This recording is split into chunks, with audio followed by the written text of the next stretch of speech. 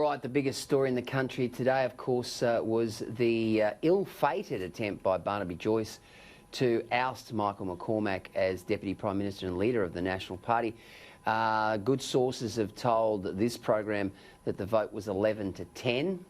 So it's very, very close. There's some suggestion. I mean, Barnaby Joyce came out today and said the matter is finalised.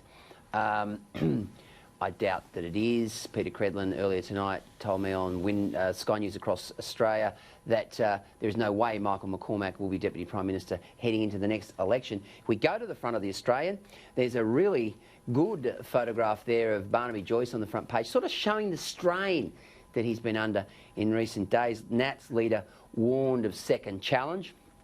That's the headline on the front page of the Australian. And of course, Dennis Shanahan, one of the best in the business, says McCormack's win does little to solve the party's problems. Let's go to the Fairfax papers and see how they have reacted. And of course, the Sydney Morning Herald, Nationals leader pleads for unity. And of course, the front page of The Age, Nat's leader makes unity plea as Joyce revolt fails.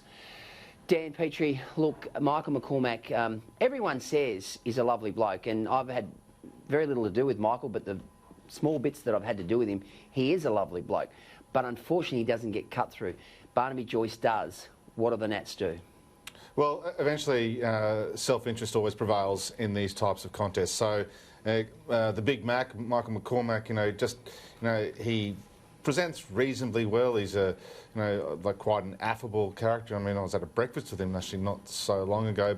But generally speaking, Barnaby Joyce has really only been in politics and occupies that straight-talking cut-through. But by and large, the decision really for the coalition and the Nationals in particular is that if you want to go down the path of leadership instability, you only have to look back to what the previous term of government was, and it wasn't great.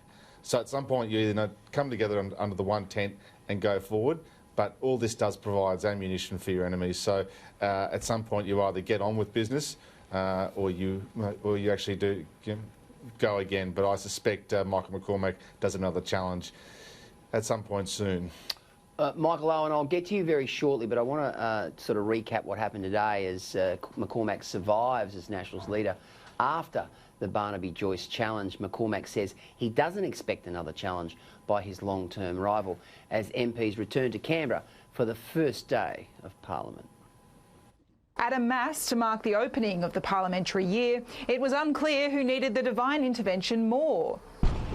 The under siege Deputy Prime Minister, I think it's time to go in and say a few prayers, or his long-term rival Barnaby Joyce, who made his own leadership pitch for the cameras at an empty church down the road. The National Party needs to be seen as its own entity.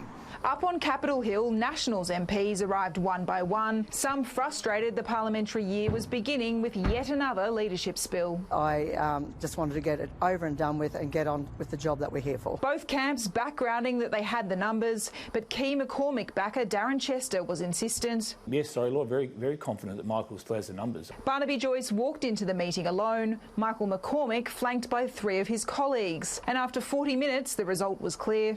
Leader's position was won by Mr Michael McCormack. But the final numbers will remain a secret. National Party votes are never revealed. He's hopeful this will be the last challenge. Ask him whether he'll challenge again.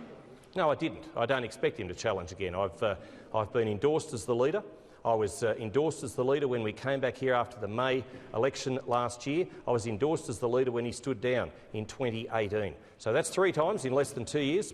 I think that's enough to warrant me leading the party going forward. In a statement, Mr Joyce congratulated his rival, saying, "I support the vote of the room and will strive for the re-election of a Morrison-McCormack government, as this is definitely the better outcome for Australia and especially of regional people." The Joyce leadership push overshadowed the race for the deputy leader after Bridget McKenzie resigned amid the sports rorts saga. It was a 3-way contest with David Littleproud defeating Keith Pitt and David Gillespie. This is about now back to business. The shenanigans are over. The spill will trigger changes to the Morrison ministry, but one face not in the new lineup is Matt Canavan, who resigned from the ministry after backing Mr Joyce.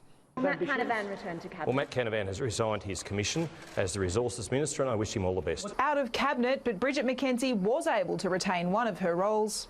The National Party Senate Party Room has appointed myself as Senate Leader. The Prime Minister hopes this ends the infighting within the junior coalition partner. Is it a distraction to all of these important issues to have these questions over the leadership of the Nationals?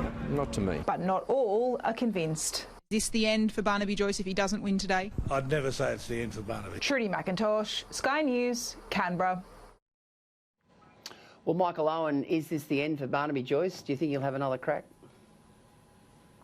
No, I think a lot of people have called the end for Barnaby Joyce and been proven wrong, so I don't think I'm going to be that brave. I think that Barnaby Joyce is a consummate politician and he understands the regions extremely well. He's had a few issues in his private life that became a problem, but he seems to have overcome those. And I think the fact that someone as talented as Matt Canavan is now no longer in the ministry and resigned because he backed Barnaby Joyce also indicates that that this instability will continue for a while because you're right, Michael McCormack is a nice bloke, but ask the average Australian on the street who he is and they wouldn't have a clue.